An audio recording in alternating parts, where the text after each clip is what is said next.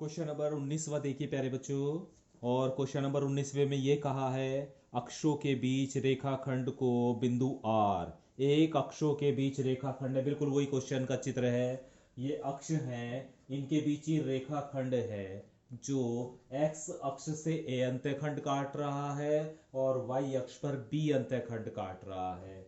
तो हमें ए के निर्देशांक ज्ञात करने हैं। तो प्यारे बच्चों आप जानते हैं इसके निर्देशांक क्या हो जाएंगे, ए और जीरो हो जाएगा, और बी के निर्देशांक हो जाएंगे जीरो और बी। समझ में आ गया? क्योंकि इस ये बिंदु एक्स अक्ष पर है और एक्स अक्ष पर दूरी जो है वो तो ए है और वाई अक्ष की दूरी जीरो होती है, तो ए और जीरो। इसी तरह ये वाई अक्ष पे बिंदु है तो एक्स अक्ष की दूरी तो जीरो होती है और वाई अक्ष पे कितनी दूरी पर है, ये बी दूरी पर। तो इस बिंदु के निर्देशांक हो गए जीरो और बी।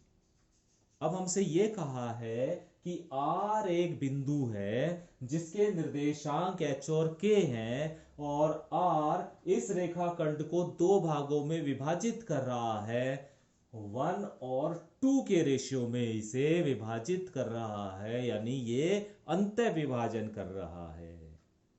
ठीक है, तो बिंदु R रेखाखंड A और B को 1:2 के अनुपात में अंतः विभाजित कर रहा है।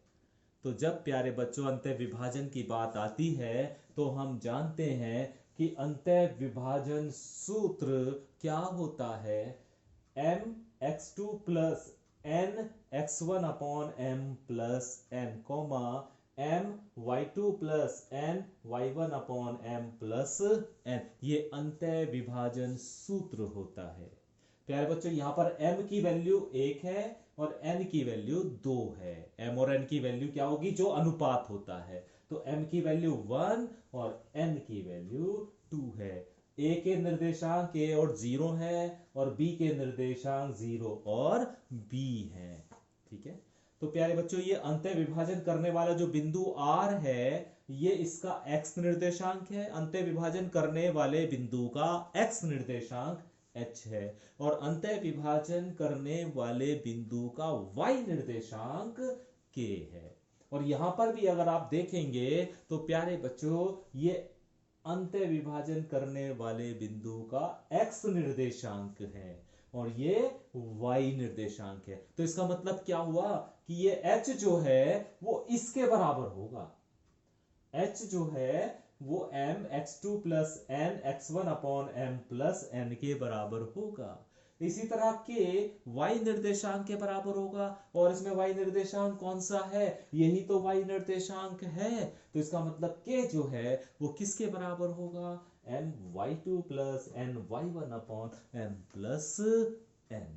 मुझे उम्मीद है कि ये बात आपको समझ में आ गई होगी। इससे पहले वाले क्वेश्चन में भी हमने यही किया था प्यारे बच्चों, उसमें मध्य बिंदु दिया हुआ था, लेकिन यहाँ पे अंतः विभाजन करने वाला बिंदु दिया है जिसमें h और k उसके निर्देशांक दिए हैं। तो ध्यान रखिएगा ये x का निर्देशांक है और ये y का निर्देशांक है। इसमें भी तो वही बात है, ये x का निर्देशांक है और ये y का निर्देशांक है। तो इसका मतलब क्या हुआ कि h जो है वो तो इसके बराबर और जो k है वो इसके बराबर होगा।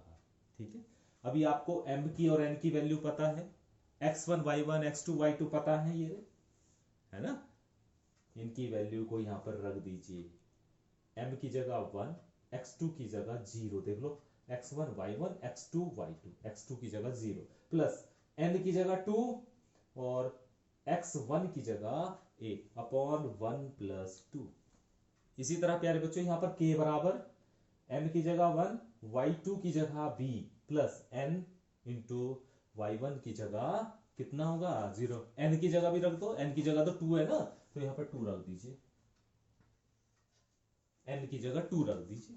ठीक है, हल कर लीजिए। तो जब h ये तो 0, 2a अपॉन 3 बचेगा, तो h बराबर आ गया 2a अपॉन 3। इसी तरह k बराबर आ गया b अपॉन 3। यहां से a की वैल्यू और b की वैल्यू निकालनी है हमें, तो यहां से a की वैल्यू निकाली तो 3h अपॉन 2 आई और यहां से b की वैल्यू निकाली 3k आई। अभी रेखा का समीकरण, और प्यारे बच्चों ऐसी रेखा जो x अक्ष पर और y अक्ष पर अंतःखंड काटती है उस रेखा का समीकरण होता है x upon a plus y upon b बराबर 1। ए की वैल्यू आप निकाल चुके हो, बी की वैल्यू आप निकाल चुके हो, यहां पर वैल्यू रख दीजिए। ये 2 सबसे ऊपर पहुंच जाएगा तो 2x upon H plus Y upon K. 3 मैंने यहां से कॉमन ले लिया था प्यारे बच्चों, 1/3 कॉमन ले लिया था यहां पे मैंने, जैसे वहां पे 1/2 कॉमन लिया था ना इससे पहले सवाल में, यहां पर मैंने 1/3 कॉमन ले लिया था, और कॉमन लेने के बाद 3 को दूसरी तरफ पहुंचा दिया था। तो यही सिचुएशन आ जाएगी, नहीं आ जाएगी? इसका एलसीएम ले लो, तो h और k एलसीएम आ गया, इस k की इसके साथ मल्टीप्लाई हो जाएगी तो 2x k, और इस h की इस y के साथ मल्टीप्लाई हो जाएगी तो hy, और बराबर कितना चल रहा है आपका 3। अब एक काम करना है, एक लाइन और लिख लेना, इस h k की गुणा 3 में कर लेना उधर ले जाके, पर जो भी आ जाएगी वही रेखा का समीकरण हो जाएगा। तो इस सवाल को भी प्यारे बच्चों आप ध्यान से समझिए, ध्यान से करिए, ताकि आपको आराम से ये सवाल समझ में आ जाए। क्वेश्चन नंबर 20वां देखिए प्यारे बच्चों, और क्वेश्चन नंबर 20 में ये कहा है कि 3 बिंदु हमें दिए गए हैं, है ना, 3 बिंदु हमें दिए गए हैं, और ये कहा है कि ये संरेख हैं। ये तीनों बिंदु क्या हैं? संरेख हैं, ये सिद्ध करना है। ठीक है, तो क्या करना है, हमने पहले और दूसरे बिंदु की प्रवणता निकाल लीजिए। पहले और दूसरे बिंदु की प्रवणता निकाल लीजिए, जिसे हमने m1 नाम दे दिया है, और दो बिंदुओं की प्रवणता निकालना आपको आता है। ये आई निकालने के बाद 2/5।